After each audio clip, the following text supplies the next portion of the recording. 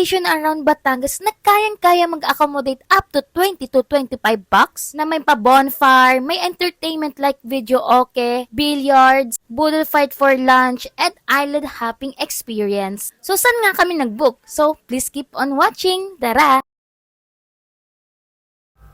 Hello mga B!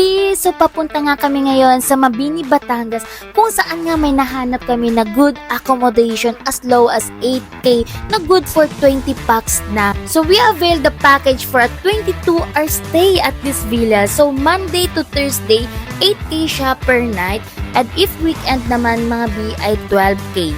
Grabe mga B, yung 8K mo tapos ganito na kompleto yung mga gamit, yung amenities, yung mga kailangan mo talaga lahat-lahat ay andito na.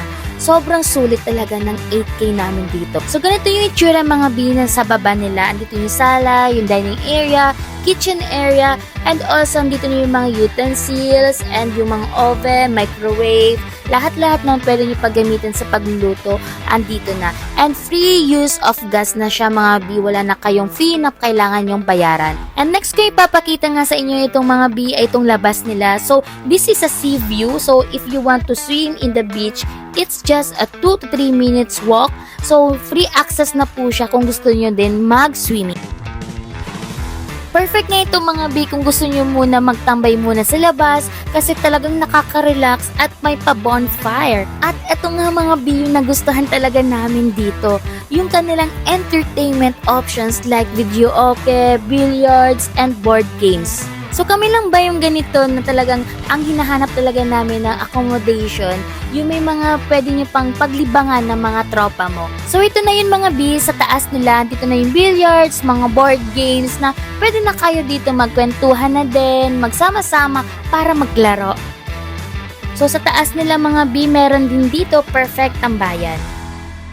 And next ko ipapakita sa inyo mga B ay itong mga rooms and beds nila. So, ganito yung itsura niya mga B. So, nagka-capacity talaga sila ng 20 beds only but they are providing extra mattresses for free. So, kayang-kaya siya up to 25 packs. So, sa dinner naman mga B, meron din kasi sila dito na barbecue area. So, nag-ihaw na lang kami for our dinner.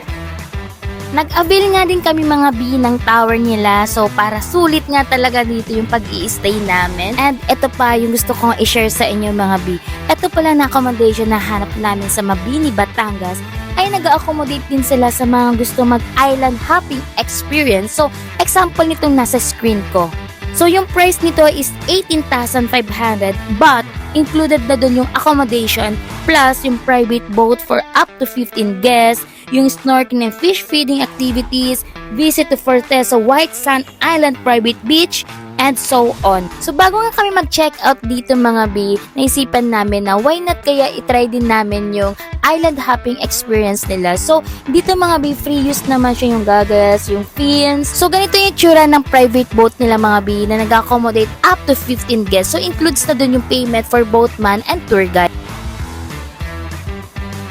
And andito na nga kami mga B at itong mga kasama ko, sobrang busy na talaga sila na magsuot ng mga fins at actually ito yung pinaka first time na mag-dive using fins talaga. And no worries mga B kung hindi kayo marunong mag-dive or what kasi may mga kasama naman kayo na magtuturo or mag-guide.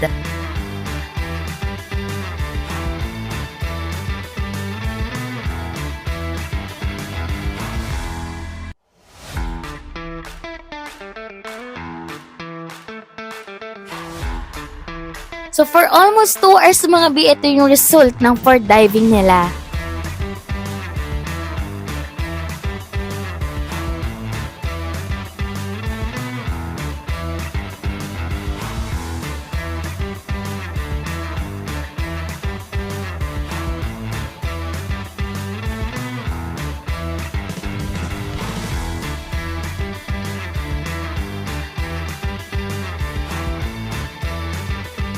So not bad for first timer, diba? Ang gagaling na nila. So ayan mga B. After nga namin sa activities na to, pupunta na kami sa next destination kung saan kami magbo-boodle fight for our lunch. So andito na nga kami mga B sa Sampaguita Beach Resort na dapat ay sa Forteza White Sand. Yun lang ay sa sobrang na-enjoy yung mga kasama ko nga sa pagdadive. Nag-decide na lang kami dito sa mas malapit para makapag-lunch na rin. Anyway, okay lang din naman kasi maganda din naman dito.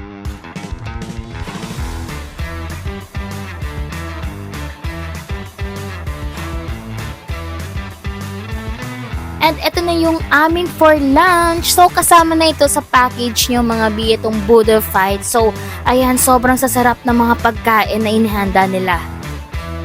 So far naman mga bi, na-enjoy and naging sulit talaga yung pag-stay namin dito sa accommodation na nahanap namin. Kaya sa mga naghahanap dyan ng accommodation around Batangas na saktong-sakto for this summer. Plus, nag-accommodate din sila ng mga package like island hopping experience. Kaya kung ako sa inyo, pabook na rin kayo dito sa Dreamscape Villa. Located nga ito sa Barangay Solo, Mabini, Batangas. For more inquiries or rates or gusto nyo makita yung mga updated na promo nila, you may visit them through their Facebook page, Dreamscape Villa, Mabini, Batangas. So hanggang dito na ng aking vlog mga B. Sana nakatulong ako lalo na sa mga naghahanap dyan ng accommodation around Batangas. Again, this is Binibining April. Until next time, bye! Mwah!